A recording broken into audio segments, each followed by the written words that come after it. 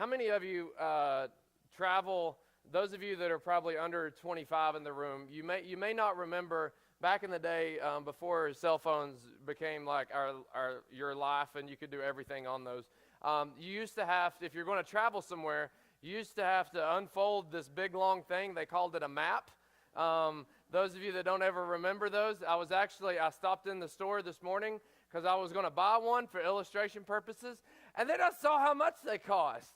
And I was like, I'm not spending $7 on a map, to unfold, like for a sermon illustration. That's crazy. No wonder I just use my phone now. But, it's what's so cool is you just type it in, like in Google Maps, like it updates live traffic all the time. And I remember a couple years ago, we were in Michigan, living in Michigan, and we came down for Thanksgiving, and we made the horrible mistake of deciding to drive back to Michigan on the Sunday after Thanksgiving, and don't ever do that. But thankfully, like Google Maps was routing us like around all these traffic backups and saved us like 2 hours. Is pretty cool. But there's the point while I'm talking about like traffic and direction and stuff, because when you start thinking about just life, a lot of about life is a journey, right?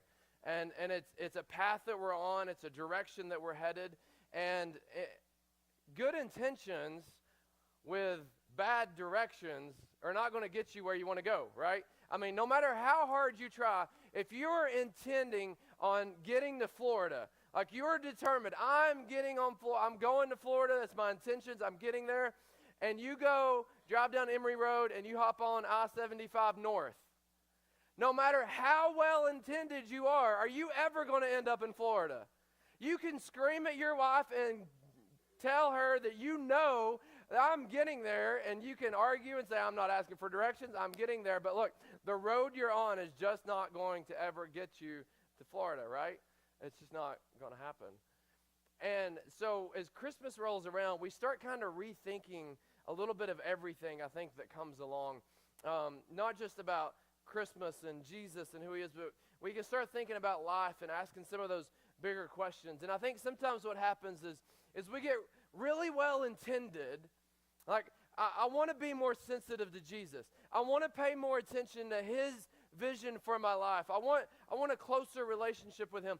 So we have great intentions, but if the direction of our life doesn't lead us in a direction so that our intentions can actually become reality, then we just kind of end up finding ourselves going through the motion of Christmas and New Year's resolutions, and we end up finding ourselves settling for kind of this second-rate, cheap American version of Christianity that's full of religious checklists and do this and don't do that, and we really miss the whole wonder of being in relationship with Jesus.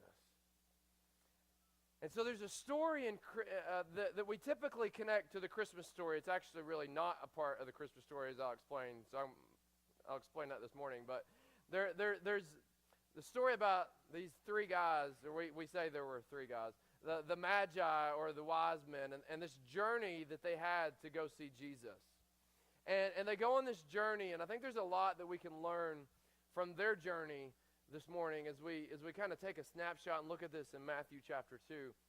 Because that's what God does for us, is he gives each and every one of us a journey. And over the last couple of weeks, we've been talking about how, rethinking the Christmas story, we've looked at Joseph. And we said that Joseph was dropped in a place where he was full of tension. And we talked about how we take our tension, put a bow on it, receive it as a gift from God. How many of you still got a bow on your tension? Anybody? Are you done with it? A few of you holding on? All right. Just because we're moving on from that sermon, we don't quit, taking the tension. Receive it as a gift. Let God teach you in that. Last week we looked at Mary. And we said how God used Mary, gave Mary an opportunity. So it was an opportunity to be a part of something way bigger than her. But with all the fears and the emotion and the how is this going to happen, all Mary had to do, and we see obviously that she responded, she did it, but Mary just had to open up that gift that God was giving her. Sometimes we're so scared to open it up when God puts it right in front of us. This is what we talked about last week. And so today I want us to talk about the journey. And here's the good news about the journey. It's the main point that's on the screen, is that when you begin to see life as a journey, and you understand that it's a journey that God's calling you on, here's the good news. Wherever God leads you on that journey, He's already there. Wherever God leads you on the journey, He's already there. And that's the interesting thing when we look at this story of the Magi.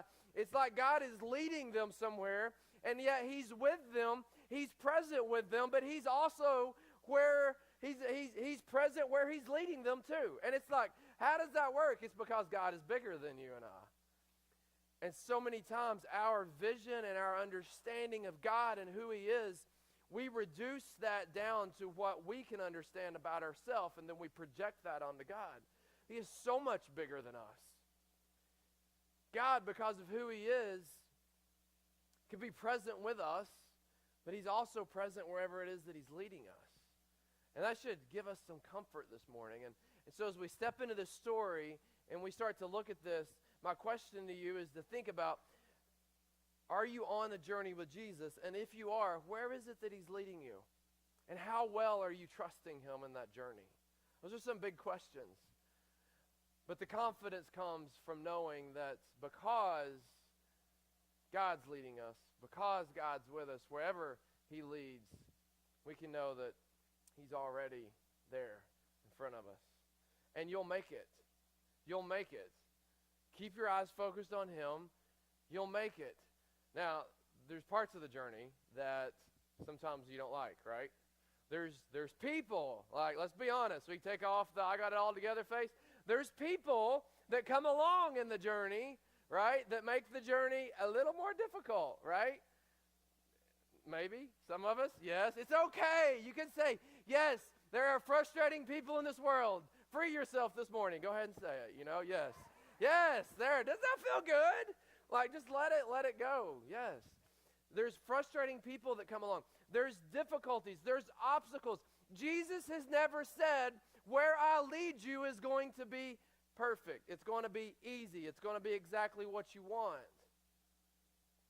We're going to talk about that on Christmas Eve at our service. I won't give all that away, but excited to talk about how Jesus He's not intimidated when our situations are imperfect. So our journey, a lot of times, it is imperfect. But that's His invitation to us is, come with me, walk with me. So I want you to believe this morning that you're going to make it. Wherever you're at, you're going to make it through. Maybe you're not even started on your Christmas shopping yet, and you're stressing out, and this is the part of the journey you're in. I just want you to know you will make it. Can you say that? Say, I will make it. Say it. Do you believe that? I hope so. Look at the person beside you and tell them, say, you will make it. Now, you might not be as confident for them as you is for yourself, but try it again. So tell the other person, but mean it this time. Tell them, you will make it. And you know why we will make it? It is not because of you or me, it is because of Jesus. And as we shift our focus from our preferences along the journey to His power in the journey, that is why we know that we will make it. Amen? So as we start to look at the journey of the wise men this morning, I want us to understand we can be well-intended. You can intend to make it. But if there is not someone guiding you and directing you on the right path and you're staying focused on that, then you'll be like the person trying to go to Florida on I-75. So let's look at this. Matthew chapter 2, verses 1 through 2. And this is the story of the Magi. And I'm going to break some of this down and give a little context behind some of it as we go. First couple of verses here says, after Jesus was born in Bethlehem in Judea, during the time of King Herod, Magi from the east came to Jerusalem and asked, where is the one who has been born King of the Jews? We saw his star when it rose and have come to worship him. Wherever God leads, He's already there. Wherever God leads, He's already there. And so for us to really understand this, here's one thing we follow from the example here that we see of the Magi in the story, is that when you really want to find Jesus, you have to seek Him out. And that's the first point I want you to kind of think through. When you really want to find Jesus, you will seek him out. Anybody ever lost anything that meant something to you? Like maybe a wedding ring, you misplaced it for a while, or some sentimental something. Anybody in the room, you've lost something? Like, how did you feel in that moment? Like you felt like the world ended, didn't you? I mean, if it was something that meant a lot to you, this watch that I wear, Jennifer gave it to me on the day. It was a gift that she sent through somebody else to give to me on the day that we got married. It's a big, I mean, it's a watch, it's a nice watch, but the sentimental value could never be replaced, right? And we have those things. And when we were married, we moved up to Johnson City, Kingsport area. She was finishing up nursing school at ETSU, and I was teaching school. So we lived up there for a year and a half, and then we moved back. I got a job with a church here in Knoxville, so we moved back here. And in our move, for whatever reason, I didn't want to wear the watch, I guess, and scuff it up. And I was like, well, I know I'll just put it in this drawer, and because the drawer is going with us, and so I'll put it in the drawer. Great idea, I know. And then when we get everything moved, then I'll go pull it out of the drawer. So we do this big move, crazy move in one day, and we get everything in. It's about 7 o'clock at night, and I'm like, I gotta go get my watch, make sure that it made it, which is crazy, it's horrible planning. And I go and I open up the drawer, and the watch is not there. I mean, you can just feel like if you've ever lost something that meant something, like your heart just sinks. And I'm like, I don't know, and I really got scared too.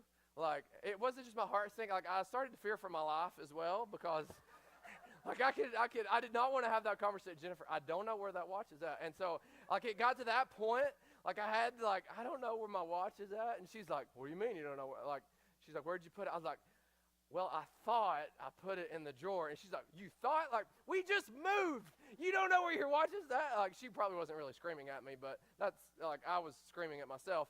And she was like, well, I think when we were walking out of the house 2 hours away in Kingsport, I thought I saw it maybe sitting on the counter. I was like, no. And I was like, well, yeah, I think I maybe saw it there too. I was like, I'm driving back to Kingsport. And she was like, right now? It's like 10 o'clock at night. I was like, yeah, I will not sleep tonight. So I get in the car, drive all the way back up to Kingsport, and you get that feeling because you're like, I know where it's at. I'm going to find it. And I walk in, I open the door, and I walk in, and I go to the counter, and it's not there. And I drove 2 hours, and it's midnight now. So I'm going to drive back home, and I'm like in tears, and I'm distraught. And she's like, did you look really good in all the drawers? I'm like, yeah, I did. So we get back, and we pull out all the drawers, and sure enough, in the very bottom of the dresser where I put it in, it had fallen over the back of the top shelf and all the way down in the very bottom base of the bookshelf, or of the dresser. There it was. 4 hours later, a trip to Kingsport and back. It's right there where I thought it was.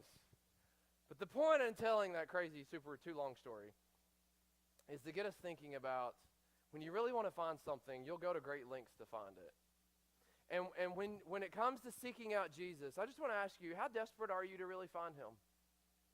Because I think, here's the good news about Jesus, and this is what we miss sometimes, is that he's really not that hard to find. He's kind of right there with us all along. I mean, my watch was right there. I just didn't really do a good job of looking because I was full of emotion and panic and stress and worry and anxiety.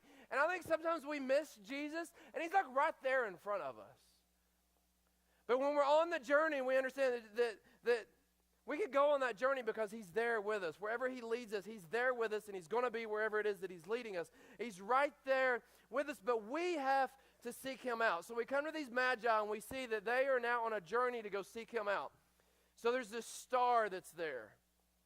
And they're aware of this star, and they're familiar with the star. And I love what Jesus would go on to later say after he was older.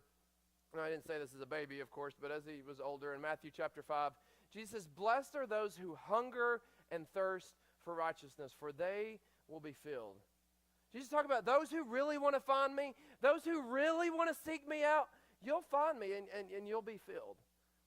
And I think we see these magi, there's something that's drawing to them. Maybe they were familiar. There's a verse, Numbers 24:17.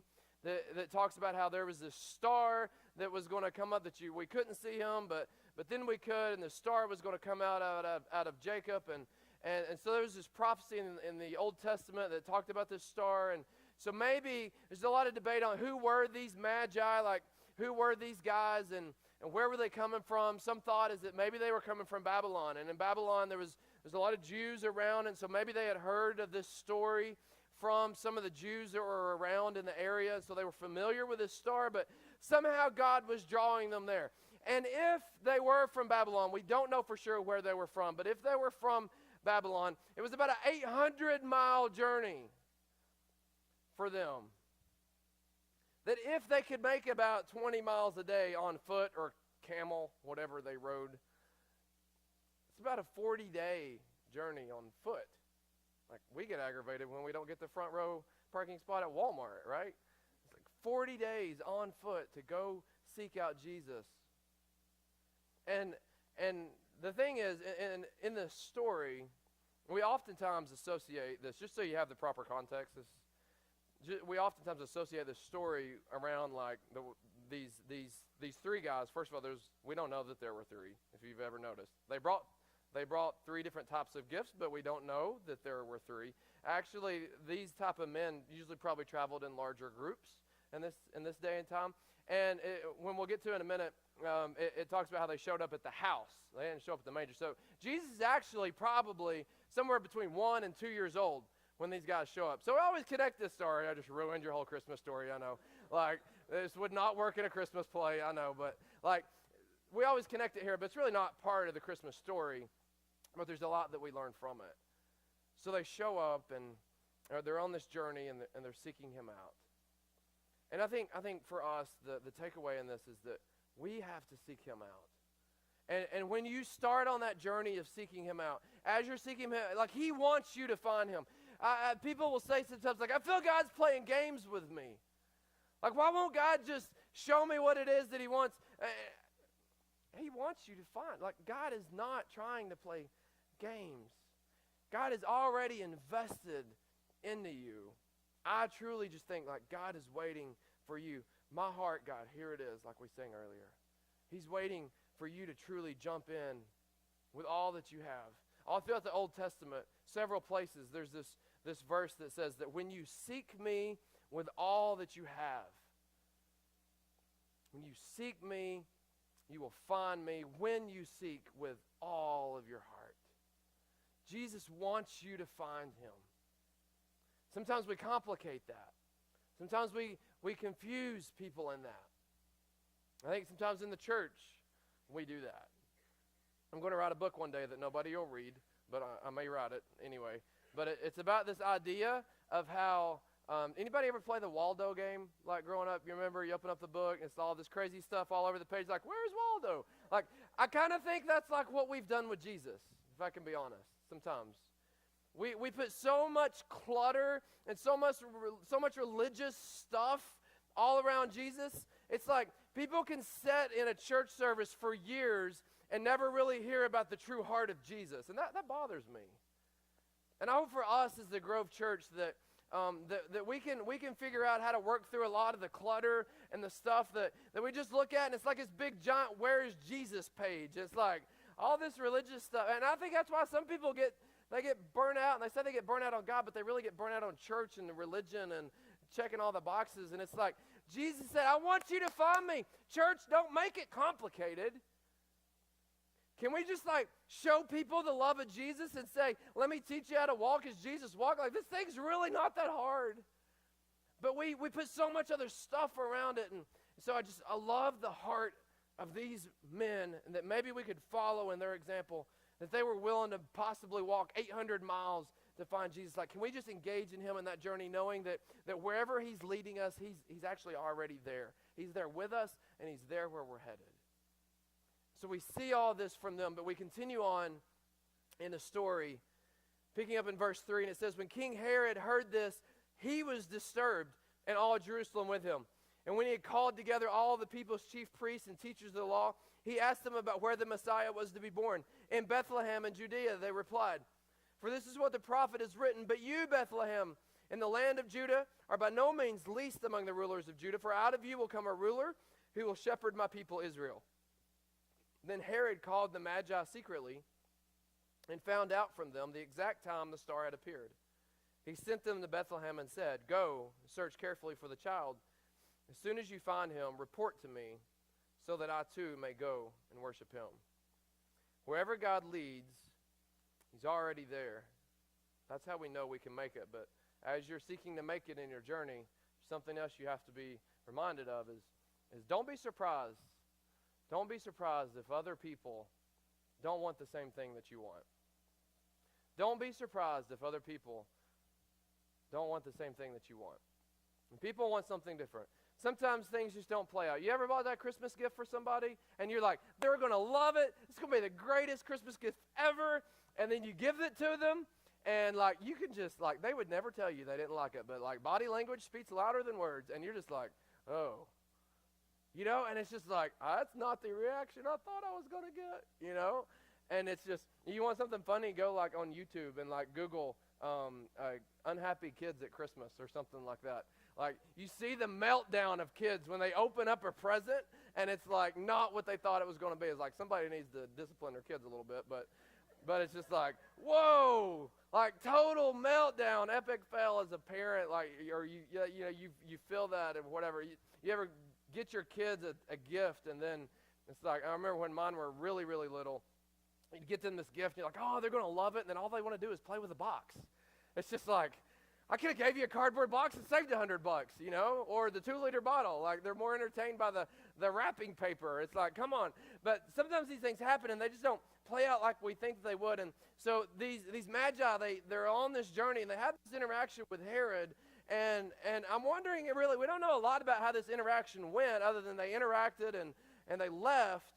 And we know what they get warned of later on, not to go back to Herod. So we kind of, as you can study the history, we know Herod's motives here weren't the same. They were talking about the same thing, but they didn't want the same thing. And so you have to realize when God starts moving in your life, not everybody's going to be okay with that. Not everybody's going to want what you want. And typically, I think what was taught to me was, well, if they don't want it, then you got to make them want it. So you beat them over the head with a Bible until they want it. That doesn't work really well. I don't know if you've ever tried that, but that usually doesn't work really well.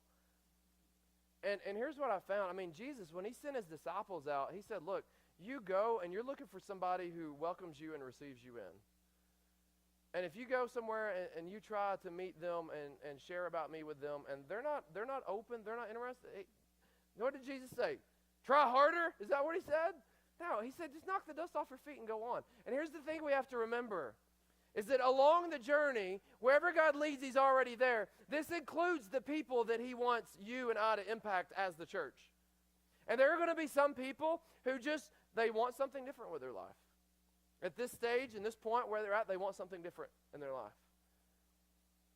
Take the pressure off of you. It is not your job to convince them that they need Jesus. God's big enough to do that. Now, what is cool, though, is when you trust that wherever God leads, he's already there, and God crosses your path with somebody, or somehow God does what only God can do, and then God uses you where he's already working to share your story with somebody, to be able to speak hope into somebody. So what we're looking for on the journey, we have to realize not everybody's going to be, gung-ho excited about Jesus like maybe you are, but that's okay. There's going to be some who are. And find where God is working. Well, how do you find where God is working? This is a hard one for us, but it requires a lot less of this, what I'm doing, talking, and a lot more of this, listening. And we tell our kids a lot. God gave you 2 ears and 1 mouth for a reason, so talk less, listen more. Good. Like, I think he would say the same thing to us when it comes to going along this journey with him and knowing that God's wanting to work through us. Wherever he leads, he's already there. He's already working. We're just to be watching and listening for what God's doing in people's lives. They may not always realize that it's God that's working or that God's wanting to work through the tension in their life, but that's when we can step in. That's when God can use us, but we have to trust in him. Here's the thing. Free yourself of this. You cannot want Jesus for somebody more than they want Jesus. It just won't work. You can't do it. So you probably have family members that your heart is just burdened for. You have coworkers that your heart is burdened for. And if you don't have some of those people, then you need to ask God to start breaking your heart for what breaks his, because that is what breaks his heart. It's when we're disconnected, when people are disconnected from him. But it's not just this random shotgun approach going out. We got to trust that wherever God leads, he's already there. He's already working somewhere. God, show me where it is that you're working. But don't be surprised when somebody doesn't want what you want. So these magi run into that here with Herod, but they continue on. They continue on in the journey, and we see how the journey finishes up. Beginning in verse 9, it says, after they heard the king, they went on their way, and the star that they had seen, when it rose ahead of them until it stopped over the place where the child was. When they saw the star, they were overjoyed. On coming to the house, they saw the child with his mother Mary. They bowed down and worshipped him. They opened their treasures and presented him with gifts of gold, frankincense, and myrrh. And having been warned in a dream not to go back to Herod, they returned to their country by another route. Wherever God leads, he's already there. Take confidence in that. Remember, you've got to seek him out. You've got to be engaged in this process. Not everybody around you is always going to want what you want, but here's the last thing in thinking through this is that when you encounter Jesus, if you truly encounter Jesus, it's going to change you. It's going to change you.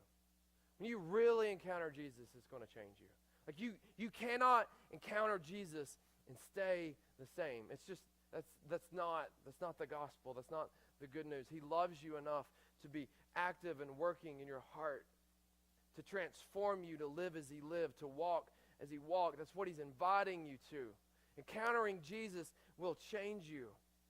So wherever God is leading you, he's already there, and part of where he's pulling you to is a place where he can work on your heart.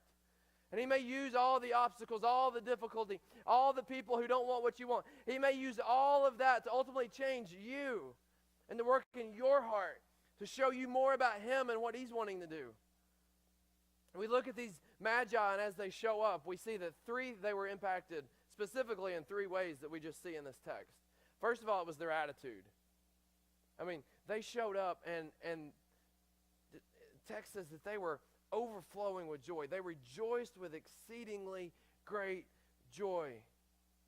Like, can we at least, because it's Sunday, like if you've encountered Jesus and Jesus is in your life, like I've said this before, if you go out to eat today, can we at least be the most joyful people today? Like we ought to be the best tippers, the most joyful people. The waiters at the restaurant ought to say, oh, there comes those Jesus-loving people. Glad I worked today. But you know that's not normally what they say. They normally say, oh, great, here comes those church people. Come on. When you encounter Jesus, if you've really encountered Jesus, it'll start to change the way that you see everything. And it begins with your attitude. That's an internal thing. Look, you can fake the external, but it takes Jesus to transform the internal. And I don't know about you, but I can only speak for myself. I can feel like I've got everything together, and God's like, whoo, man, you've been a little stubborn today. You've been a little prideful today, Josh. Like, and it's not this legalistic, like God beating me up. It's like, come on, I got more for you than this. Like, let go of this. So it's an attitude thing, and we see the Magi get the attitude thing. We see it impacts their generosity. Like they come, like they're not just bringing like, nothing and laying it down before Jesus. They don't have time to break down the gifts that they brought, but these are pretty good gifts that they bring to Jesus. So they weren't giving Jesus their leftovers. They were giving Jesus some good gifts.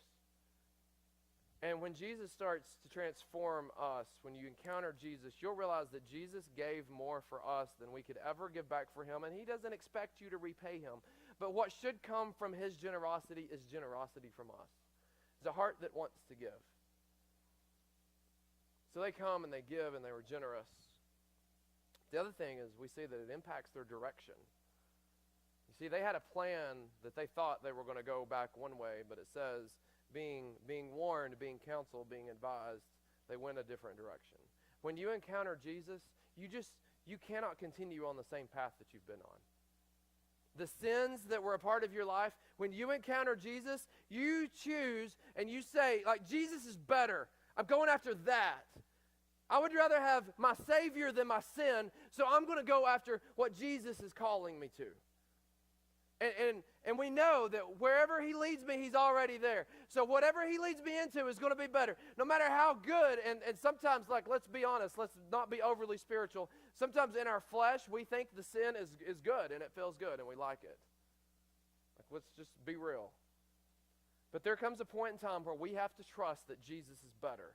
Even if you can't see it in the moment, you got to turn and walk away from it, and you got to say, I've encountered Jesus. Wherever he leads, I know he's already there, and when he gets me to wherever there is, that is going to be better than what it is that I've known. It changes your direction. But we are only able to do that because we know that Jesus can be both present in the present, but also where he's leading us. He's already there. He's already around the corner. And we take that confidence in him. So I ask you this morning, in your journey with Jesus, are you trusting that he is both present with you right now and he's also already ahead of you at work? Wherever God leads you, he is already there.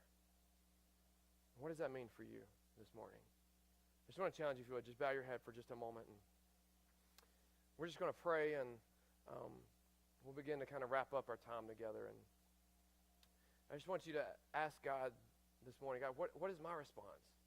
How do I respond to you this morning, God? As these songs we've declared, the great reminder from the kids about just the purity and love of life. And God, how do I respond to you in this moment? Just begin to ask him that. How is it that I need to trust you more in this journey?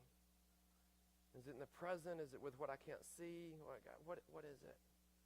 The Holy Spirit's plenty big enough to speak into your heart right now and clarify exactly what it is he wants you to take away from what we've experienced together this morning. And I'm just going to begin to pray over us and ask God to just move in our midst. Maybe it's for you. It's just trusting Jesus, surrendering your life to him. You've never taken that step. Maybe that's the step that you take this morning, and you just in your heart tell him that, God, I'm yours. I'm giving you my heart. I'm giving you everything that I have.